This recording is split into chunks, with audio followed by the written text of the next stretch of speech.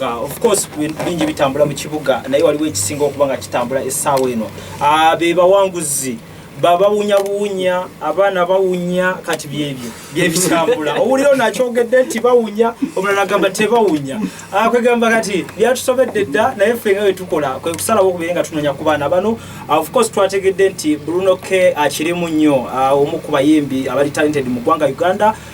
Yasazeewo okubeera nga ye akikwatirawo ddala wali wennyini nga kikyali ku nsonga yennyini abaana bano nga bakyabogerera nti bawunya ye n'abeera nga yabakwatiddeko so ye ensonga lwaki ate obulamu bwabwe bukyuseemu wetwogerera. Tuliwo Eno Beats ye studio eno gy'olaba studio erabika obulungi efulumiza omuziki hit songs mu ggwanga Uganda emyaka gyonna nakatingira bagenda kuba nga bakola oluyimba oluliko era tusuubira hit njerere. So Bruno K side wali 14K side wano agenda okuba nga akwasaganya ekyowandiika MC Events Manager Fresh Kid Eno Beats ne team yonna muwulira muti okusookera ddala nga sinnabayita nti n'abaana abawunya ekigambo okuwunya kibayisa batya kiyisa bulungi era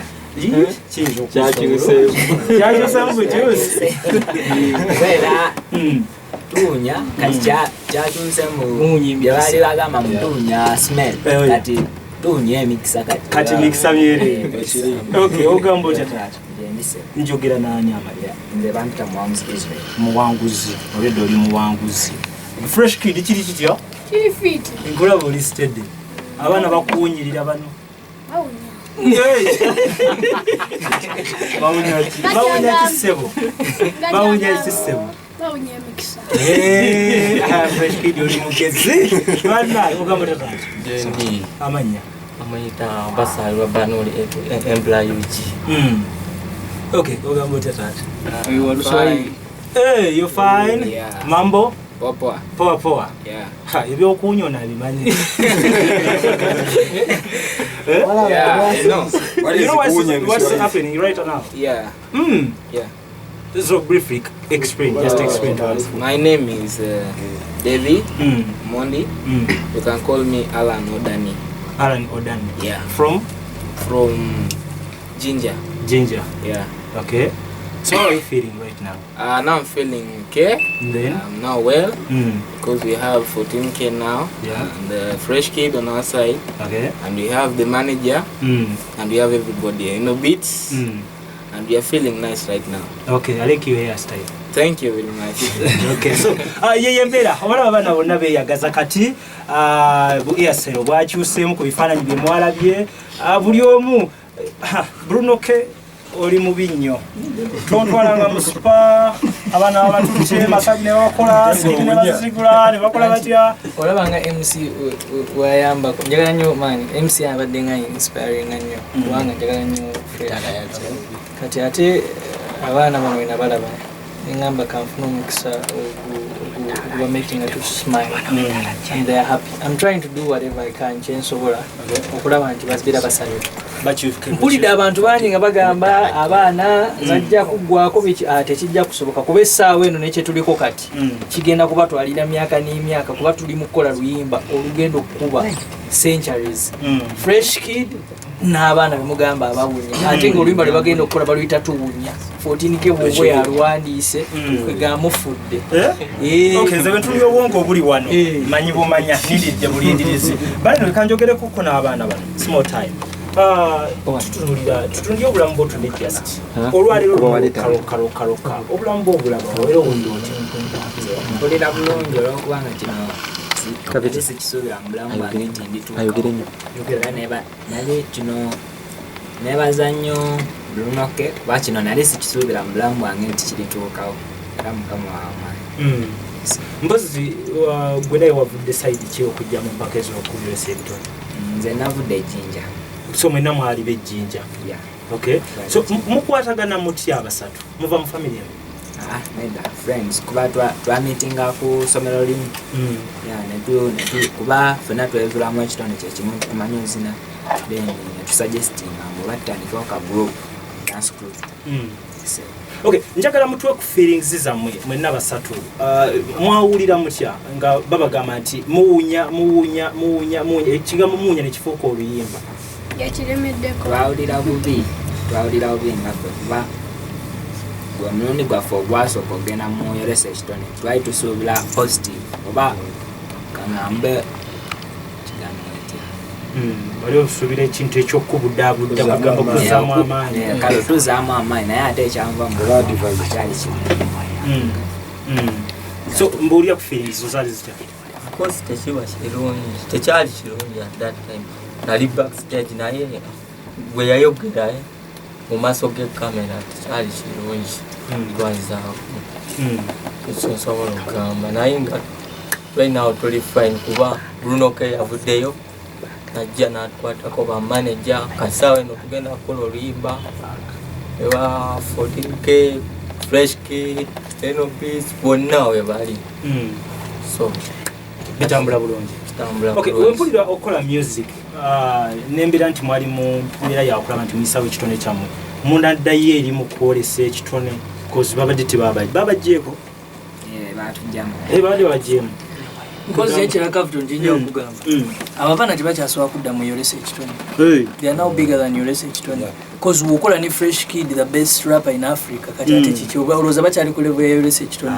Oba okyanoonya akyo lino eno beats ate oli mu kudda mu kuyolesa ekitone todda mabega bamaze dde okolesa saba ne bayolesezza ne bafuuka bakabi tudde mu standing nga ba winners kubanga kati already mugenda recording music ne ba producer baliko mugenda yimba ne Fresh Kid muri muba mu kyabanja ki enviri kati musabala ziriko basaba buli omuntu wali mukama kwongera tukwatiramu just betaka abantu betaka support y'abantu y'abantu babanize bana balungi ati nga ambassador w'abaana bwavuddeyo Fresh Kid you know akikunyimu anyways waliwo era ekigendo buzaabuza abantu mu kujja mu mpaka twabalabidde mu mazina kati omuntu wawulira nti muyimba muzeemu kijje olw'okuba nti abayambye muyimbi oba nammwe mulinamuko talent ey'okuyimba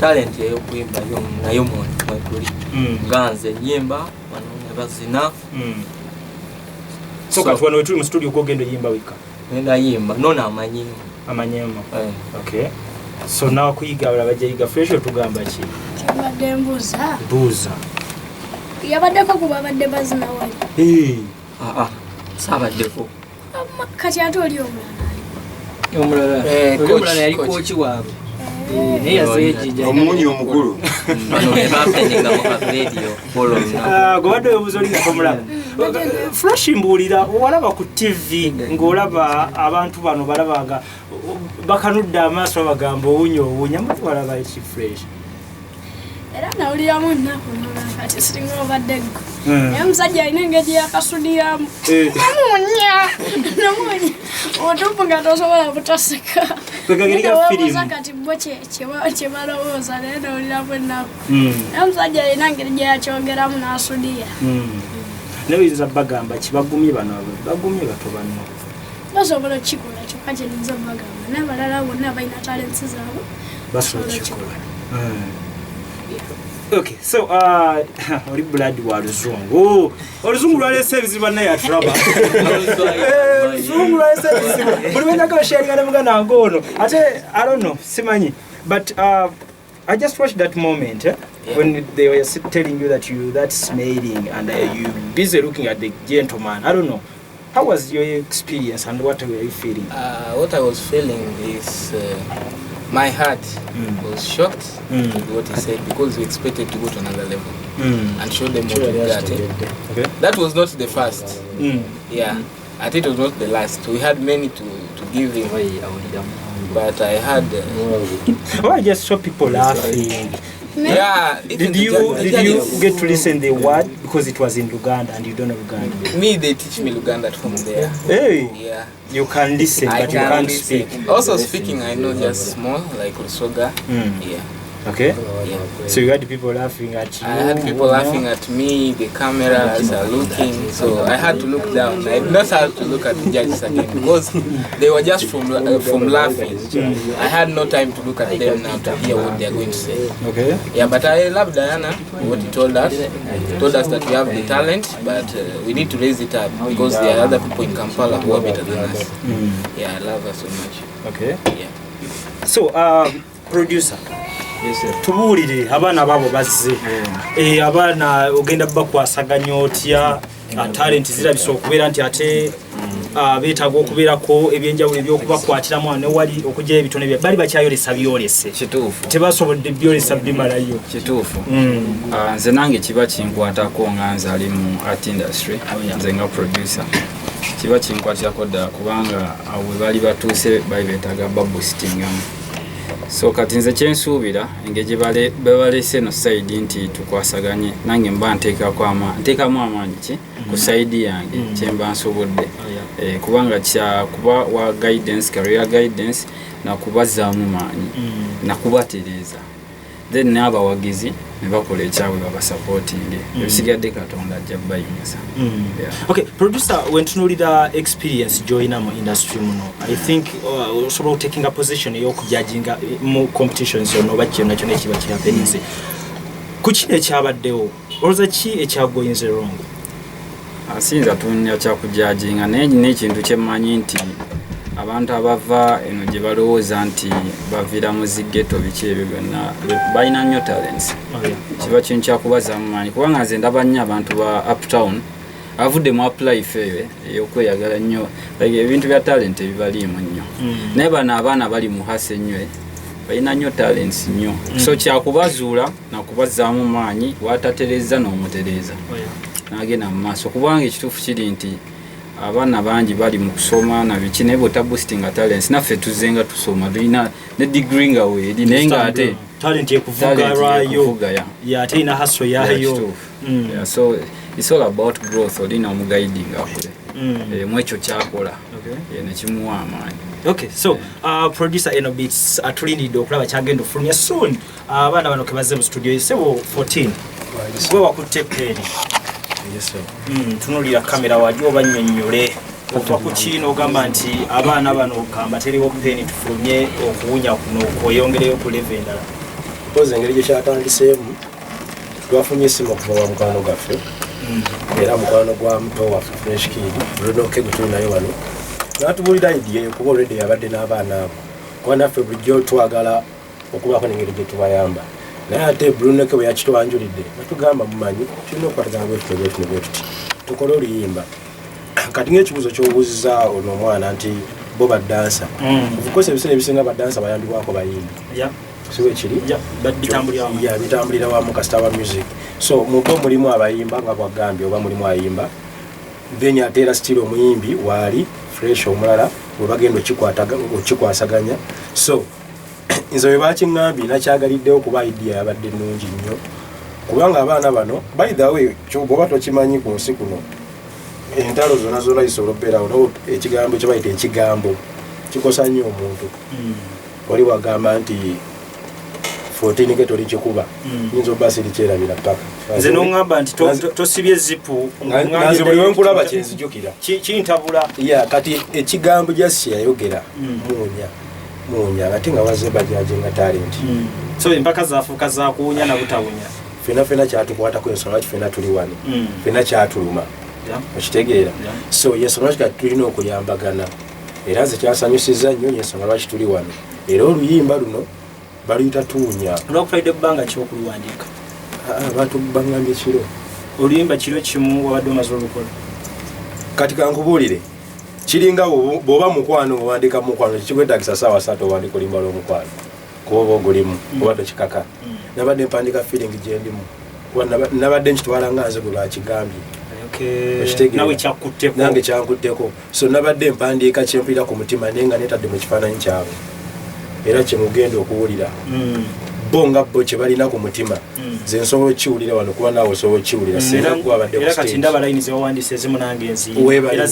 kati olaba naawe zirowoozezza okitegeeza nange tekyatwalidde budde buwanvu kubeera ng'aluggwa gwe tolina butadde eddoboozi lyo nedda kasita tutaddewo amaanyi gaffe buli nalina watadde eddoboozi lye oba ena watadde eddoboozi lye ekisinga obukulu kyolina kigabane n'omulala ekitone kyange kirina kyakuwandiika kyengenda okugabana nabo ena alina ekitone kyokkuba eŋŋoma kyagenda okugabana nabo Brunoke naye alina omutima omulungi n'okuba yatubatuusizaako bonna kyagabanye nabo nawe oli mukozi wa interview olina audience okigabanye nabo so so buli omu agenda gaba nakyalina nabo era na buli ali eyo kyolina tekyenda zinzo basi sente kyonna kyolina sirina sente naye ate ng'olina kyolina kyosobola obbayambako kigabane nabo ogattako bugasi. Ngenda kusemberewa MC Masa ojja kuba gutwa bwaka bwakulaba abaana bano engeri basobola tambuza ndongo yaabwe naye nga Bruno K kati ku mulama wennyini we tuli okusookera ddala oli awo oli ku ki ogenda okulaba waliwo abaana abayisiddwamu amaaso wali ku ki okusookera ddala? Nali ng'omuntu abaddeko mu talent searches bwe nazibeereramu naliko mukuluko nali nina emyaka 18 n'okwambuka so nyinza ogamba nali mukulu naye bano abaana bato kati olaba nze nawulira bubi kwanza omulundi gwe basooka okungoba mu competition because nali ndowooza nnyimba era wayimba naye eri yasemberayo ddala nayimba naye zino ezasooka nali ntandika oba otandika olina ebintu bingi ebyokuyiga so nali njiga bwizi naye nga nze sikimanyi because gojjo wekkiririzaamu so naye engeri gy'okiŋŋamba kati nalaba Alex nagambye abaana abo nti bawonya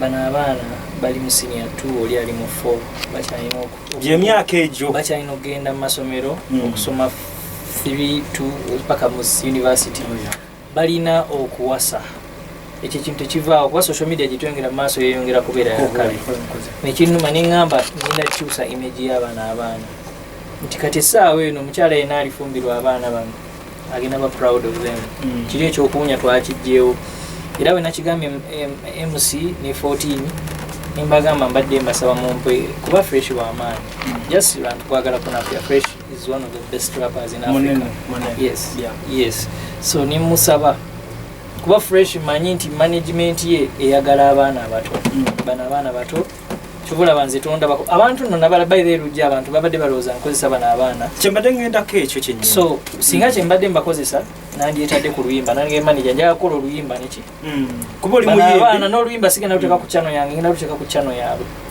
bafunye dda channel ebaddewo baba bakagifuna bakagikola twagikoze balina YouTube balina Facebook balina Twitter balina Instagram babadde tebalina TikTok because tebalina masimu bagendagenda ku TikTok balina amasimu so kati nga baziyitaani kuwunya eki balina erinnya tuwunya is just erinnya liringanga slogan yaabwe tuwunya naye nga babayita the real dance crew ku Facebook okebera the real dance crew ojja balaba bateekako profile picture erimu nyinabo mu profile picture balina 70 era gye bujjaeyo ngenda lwanira baba verifying I am going to do the best for these guys what I can because nalaga banayogana bagamba obatijisa bawiikemu kati olaba ebintu byentandise bya long term okola n'omuyimbi asinga rapper gwe mmanyi asinga wano mu Africa mubi oyo mwana wa kabi kati ekintu tukyongezaayo si kyakaakati bagenda tukola oluyimba olwakabi eno hit nkugamba kati Capital wano gwe kennyini gweno interview gwagikutte this is a hit because 14 tawandika bifu eno takuba ntonga si hit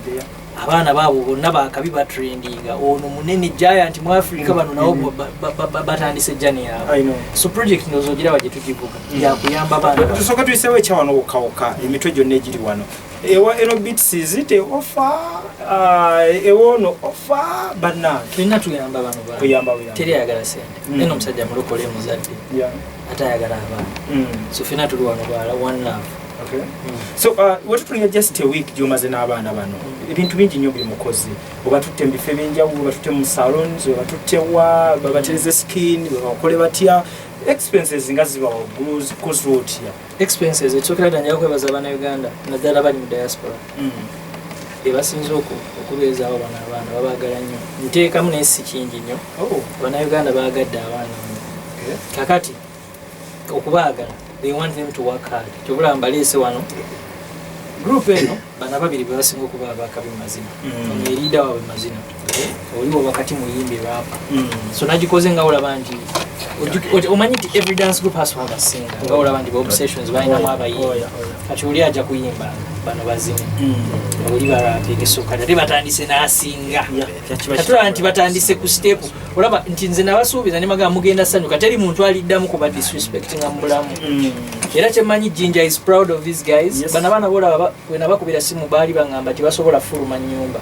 okuva Alex yabagamba nti bawunya koza abantu ku kyalo babagamba nti temunaaba tata oli omwana akola ku bujagaali bakozi banne bamusekereranga nti ekyana kyo tekikola tekinaaba naye nga yamanya nsonga yaliwo nti abaana bano tebalina sente zigula ddiyo baali basuze bali hasinga manyi nga weetegekera ebintu ebyo obeera ozinaazina nti ogenda oyingiranga ebintu temukola ekyo okuzina kutuuyanya era baatuuyana naye tebalina sente za ddiyo kati nga Alex Legend bwe tubadde tumanyi yamanya omanya nti bano baana bato these are minors, how do I cross this information to them?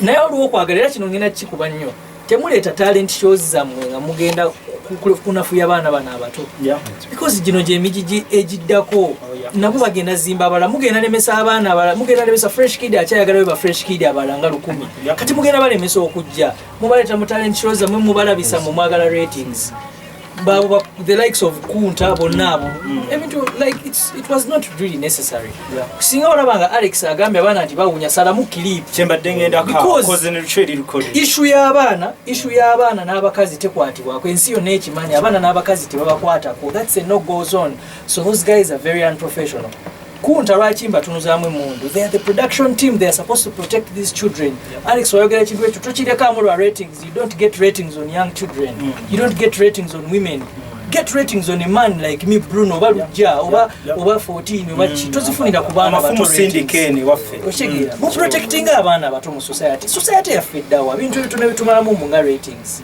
so abo namba ne don't bring your talent show competitions inze ngenda yimiddawo ku buli muntu aleta talent show competitions mulabisa abaana abato we bati nze ngenda yimiddawo abaana abato abakulu ne mbalabisa naye bana abaana abato temujja bamalamu maanyi balina esteem yaabwe so nze kyandeeta is kukuza esteem y'abano baana nakubayamba kyekiddako nga studio ewedde wano ekiddako tugenda tuudu oluyimba yomala oluta kubanze waliwo kati eri ebitandisa ate nange okunnuma nga blood webbanga litumaze otwalangako nange mu jimu bikyebyo ekiddako mbulya nenyige waawo tugenda promoting era akayimba kaffe tugenda kukakolera video ekitegeera tugenda kukalaawo naye nga njagala okwajinga abantu luno oluyimba lwe lusinga okubalamanya era abaproducer aba video director bali eri namwe mujje nga eno bazze okukubira abaana banyoma mutuyambe because kino tukikola out of love tuwe ekifaananyi osobola tuwa ekifaananyi kuba oluyimba lwa mwaka nze nkibagambye kati bano abaana bonna baakabi fresh wakabi 14 wakabi awandiise ne bali abaana nabawuliddeko bayimba so balinde bulinzi this is a great project era mpelelwa nnyo mukisa nti Cavuton woli mwenyi Cavuton esi mutono kati waba wali ate nyina blessings zange zenze naso so project ya amaanyi n'abantu bonna abazaawe baliwo abana mawulire bonna Nigeria mwebale kubeererawo baana bano nakubaagala okay oyina kyobuuza kyangu yetuduke kantandike n'ekya gye basula basula wa bana nayagala kubanga nze wange wembeera ennyumba sinene nnyo so I couldn't take all of them and I wanted them to be comfortable nindowooza okubatwalako mu hotel naye hotel baana bato they are minors I can't take them to a hotel niyo abasula bulungi I need to be sure nti abaana bali okay balaba baabo nabatadde ku internet abawala babeegomba kigira kati ate mbateeke mu hotel simanyi oba bajja suza abawala kigira nimbatwale wa taata wa manager wange era bamuyita muzeeyi abamanyi babeera yabawaddeko boys quarter room waggulu babeerayo watata because muzeeyi asobola obba monitoring muzeeyi abalaba wali babeerawo nga family because naye njagala babeereko n'omuntu omulala baguiding era babeera watata wa manager wange era muzeeyi nkwebaza nnyo we bali kusembeza abaana bano yabawa room babeerewo paka we banayagala ovaawo kati ekyaki rap ona yimba style ayimba luga flow atuwemu agenda bawa pozi kire kyakibadde ekirala abantu bagamba nti bazina omusajja yabalangira okuwunya bazina biki bana babadde mu kyalo tebana ba TV naye beeyigiriza amazina nze ku kyenalabyeko ono kyeyazinye kuba ono yasinga okuwa kabi mu group mazina kyandaze nti omwana atalaba TV ng'asobola ozina ebintu ebyo we muwa trainer obeera wakabi nnyo so twina nofuna trainer bayina already ba trainer ediwizi yangambye agenda ba training nandala Matthew agenda ba training Valentino benkunyumiza awo basinga okuzina wana Uganda Valentino baba Uncle Walter bonna bagala yamba bano bana yes okigira kakati kamba we ba trainer ne TV nayo tugenda jibakulira baberenga balaba ebintu ebyakabi bayiga amazina go don't judge bana Uganda temujani abana bavude mu kyalo babadde tebalaba TV kati mwagala bazine batya zi shocking ate baziraba simanyi ezo zishaku simanya biti babizine batya bazine ekintu ekibali mu mubiri gwabwe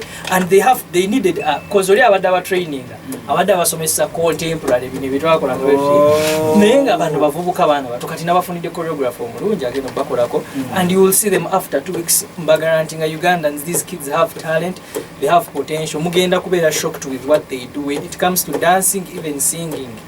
Bagenda beera shocked. Pose kira banuja abaye mu freestyle abaye maina amanyi muwandiisa abaye mu ka freestyle ke yawandiika. Okay, so abantu nagenda ku freestyle mpola mpola njaga nyumyeko ne MC events ina level wenjagala tukiteeke pakate kinyume MC events ogambo tata kabiti ogambo agala nnyo amina tubale nnyo kubeje amina njaga tutulie embeera y'abaana bano jene bya tukiteeke ku music cause bako bangi bali mu kubalaba n'embeera yabatuuseeko embeera ne tuwa kifaananyi ki eri kyenjagala okugamba abantu bonna bali buli muntu alina omukisa gwe waloka program ganera bange edda bagayita omukisa gw'ekibuga abaana bano mu kuswalako baswadde n'ekigambo kyebabakonye bete kyokuumi oludde mukisa gwabwe babuno nti balabye ate buluno ne mwebaza nti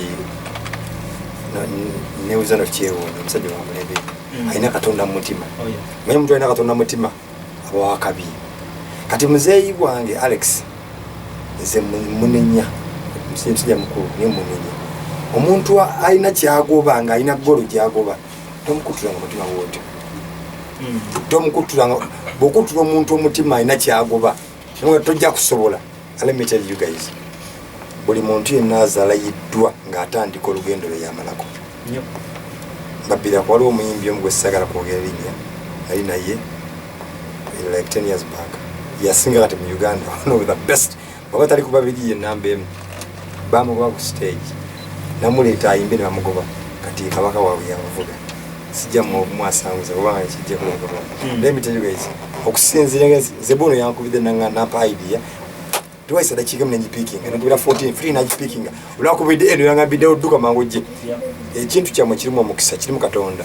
So nze nsaba busabe audience ebanize buli alengera kantu ko makone kola yike aviewinge ko kyekyo kakyensaba abantu babaagale inshallah te ulwagabye fresh kid nabo naga blood abantu bayibe mutu batukibawe kibakola ki banga mwana munenzo ofunye mukisa bimba ne fresh kid mbi wakabini obeto jja kufuna era nze mbagamba nabagambe buno itata wa mukati buno kyabakolidde ye muzadde wa mukati ze babuli amazima kampata botowa bala simwangu abo yeye balo wajine ndo kwa kampala ndio mboto dekwa so captain wali nyo kujja kuterwa Twitter project cha katonda sasa nayenga kamalirize nawe ekida tata wo pasita oba musawo bamulogo ndikutubulira mixer gino kiva kuki ekyo mwe kiri beyond tubulire no oli open tata wange